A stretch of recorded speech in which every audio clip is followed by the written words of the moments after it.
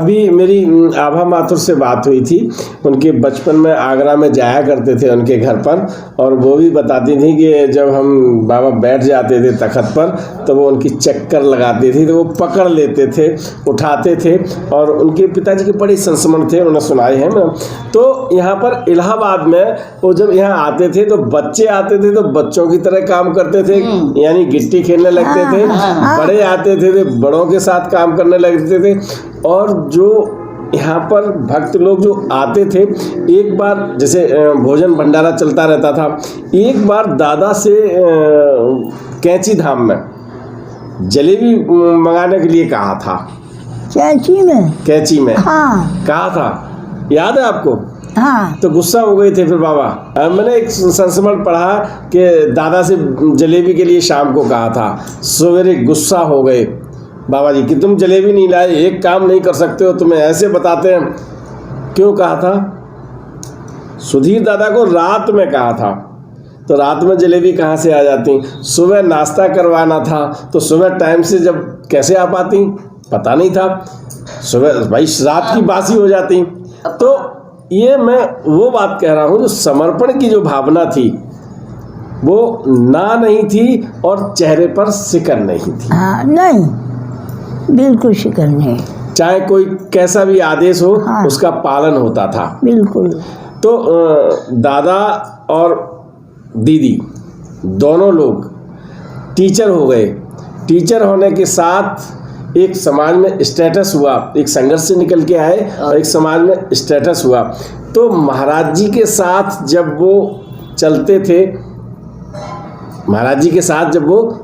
थे, तो यहाँ पर जो भीड़ आती थी उनमें से कुछ ऐसे भक्त थे, जैसे मैं बताऊं उनका नाम, जो आगरा के मुझे ध्यान नहीं आ पा रहा है, वो आगरा के जो भक्त आए थे ना एक बार, तो महाराज जी को रात में यहाँ से निकाल ले गए थे। दादा सिगरेट पीते थे,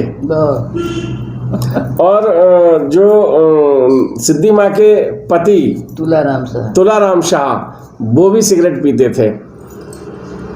यहीं किस कक्ष में बैठ के बातें हुई हमको नहीं पता, भजन हाल में।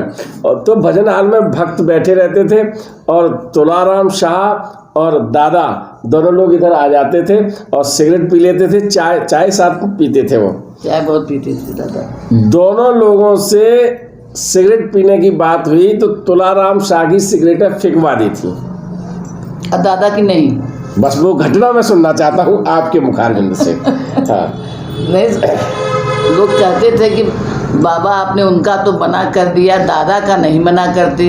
दादा के लिए बाबा कैंची में दुकान वाले से कहते थे कि खरीद के रख लो, दादा आने वाला है। कैंची का निशान बताते थे। अच्छा, कैंची वाली सिगरेट पिया करते थे। दादा पिया करते। तो वो इतनी सिगरेट मंगा के पहले से रखता था दुकानदार कि दादा आने वाला है, महाराज जी कह देते थे उनको। तो लोग पूछते थे कि दादा को नहीं मना करते क्या? उसको जरूरत नहीं है मना करने, उसको जरूरत नहीं है मना।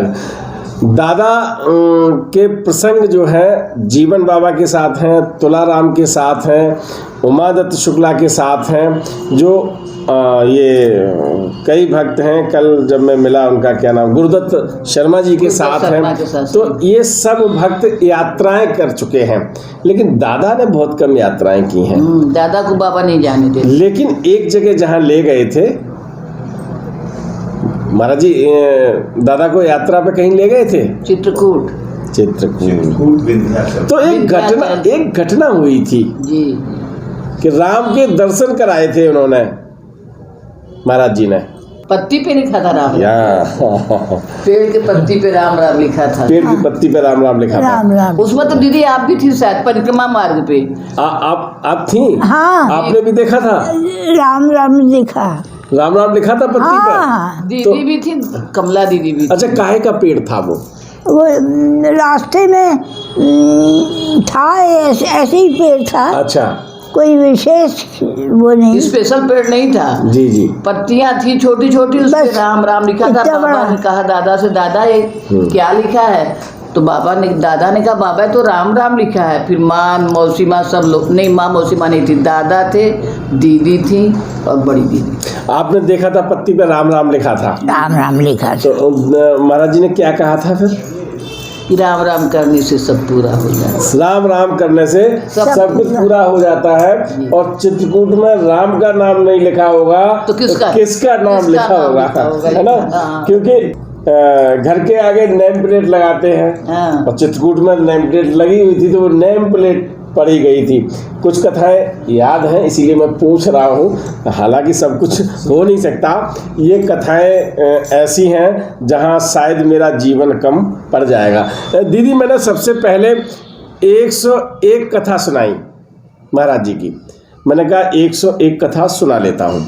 फिर ये 251 का संकल्प लेने का ये हुआ कि 251 कर दें तो ये हो जाएगी। फिर मुझे लगा ये 251 कथाएं कहाँ से आएंगी, लेकिन वो संकल्प पूरा हो गया। लगा कि चलो अब इसको बंद करेंगे और काम देखेंगे। फिर 251 से 551 हो गई, और 551वीं कथा अभी हमारी पूरी हुई। हमने 1111 कथा का संकल्प कर दिया है। और अगर मैं यहाँ 11,000 का भी संकल्प कर लूँ 11, तो आज ऐसा लगता है कि अगर कथा सुनाने में यूँ जीवन चलता रहा तो एक जीवन कम पड़ जाएगा। क्योंकि महाराज जी की जो गाथाएं हैं, जो अद्भुत गाथाएं हैं, उनमें अगर कोई जीवन भर सुनाता रहे तो जीवन कम पड़ सकता है, गाथाएं सही बात कम रह सकती हैं। वीडियो पसंद आए तो लाइक कीजिए, शेयर कीजिए, सब्सक्राइब बटन पर क्लिक करके चैनल को सब्सक्राइब करें और बेल आइकन दबाना बिल्कुल ना भूलें, ताकि हमारे अपडेट वीडियो आपको मिलते रहें।